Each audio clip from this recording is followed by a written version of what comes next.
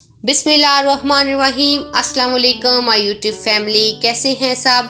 उम्मीद करती हूँ सब खैरियत से होंगे। Welcomes to mom kitchen. आज हम मॉम्स किचन में बना रहे हैं चिकन लेग फ्राई।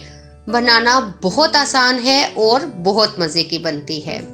चलें आइए देखते हैं चिकन लेग फ्राई बनाने के लिए हमें किन किन चीज़ों की ज़रूरत है और ये कैसे बनाए जाते हैं।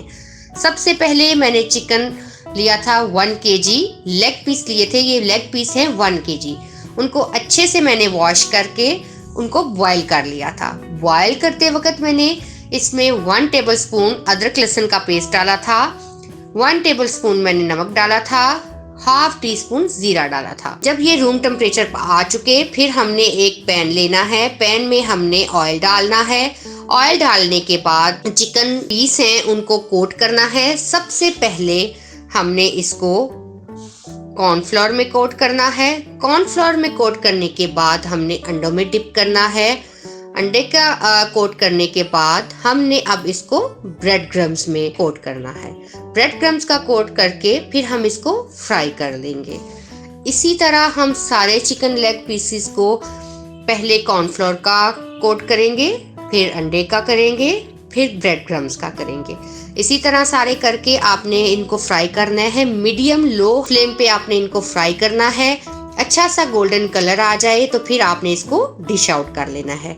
आज काफ़ी दिनों के बाद मैं वॉइस ओवर कर रही हूँ, तो इससे पहले मैंने काफ़ी सारी वीडियोस में अपना बैक म्यूजिक लगाया था। काफ़ी लोगों को वीडियोस बहुत पसंद आई थी। जिन लोगों ने मेरी वीडियो को पसंद किया है आप सबका बहुत बहुत शुक्रिया। और यहाँ पे देखें जी, हमारे लेग पीस फ्राई हो रहे हैं और कितना अच्छा गोल्डन कलर आ रहा है। जैसे ही आपका ये गोल्डन ब्राउन कलर आ जाए तो फिर आप इसको दोनों साइडों से आपका कलर आ जाए तो फिर आपने इसको डिश आउट कर लेना है। ये देखें जी कितना अच्छा सा मज़े का ये कलर आ गया है। अब हम इसको डिश आउट करेंगे। बहुत ये मज़े के बने थे।